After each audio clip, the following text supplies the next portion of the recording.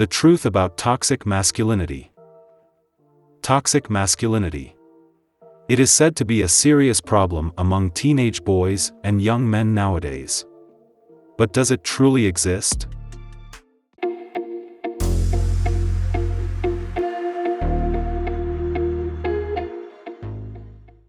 First, let's see what masculinity means. Masculinity, there appears to be many forms, but does this one word comprehensively define what it means to be a man? Let's take a look at its definition. Masculinity is having qualities traditionally ascribed to men as strength and boldness. Aggression, violence, ambition unchecked and untamed. They are described to be the traits of toxic masculinity. And the solution is obvious: make men less toxic by making them less masculine. But is it really the answer? Many people, both men and women, recognize that this style of thinking is not only incorrect but also harmful. Here's why: when you try to make men less masculine, you don't get less toxic masculinity, you get more. Why? Because bad men don't become good when they stop being men, they become good when they stop being bad.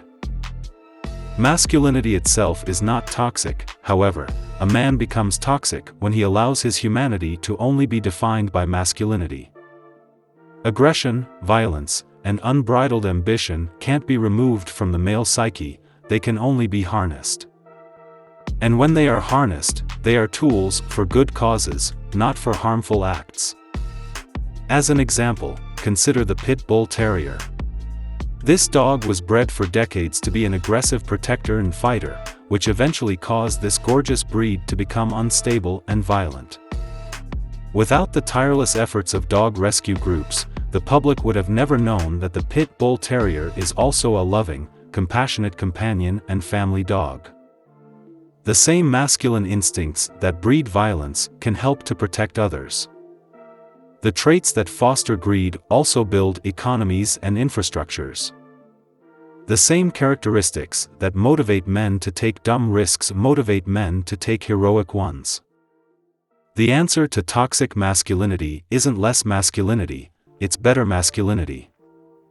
Please don't misconstrue what I'm saying: you can be very masculine without being confined by its modern limited definition. And here is what that looks like. It's a young man holding a heavy bag for his mother or opening the door for a girl on their first date. It's a father who works long hours to support his family financially.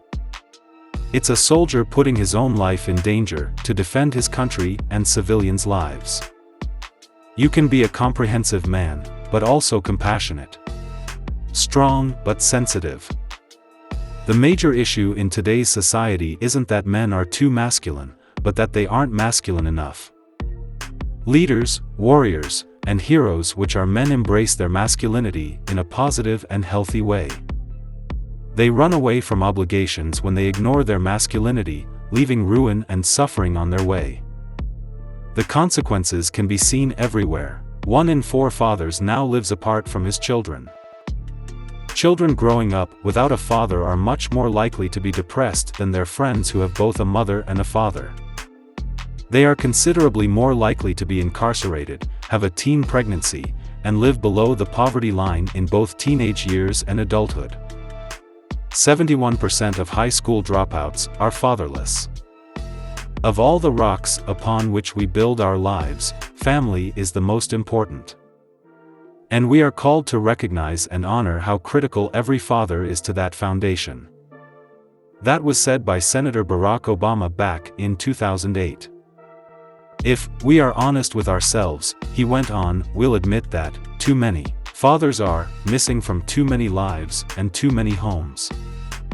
Even if we try and ignore the need for real, masculine strength in society, there is no denying its importance. Good men's leadership and bravery are essential for healthy families and thriving communities. Yet, the current trend is to emasculate young men in the hopes of making them less toxic and being less like men.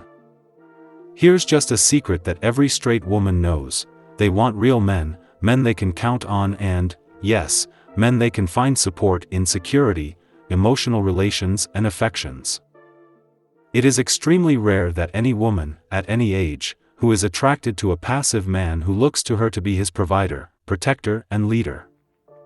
Most women want a strong, responsible man who can protect and understand. C.S. Lewis, an English social philosopher, addresses this issue in his book The Abolition of Man. He describes the tension between cerebral man and visceral man. By his intellect, Lewis explains, man is mere spirit, and by his appetite mere animal. We need both.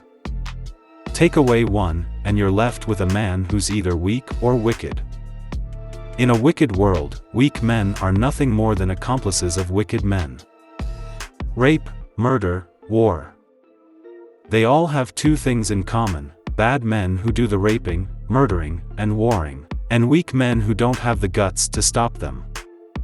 We need good honest men who will. It's not masculinity that's toxic.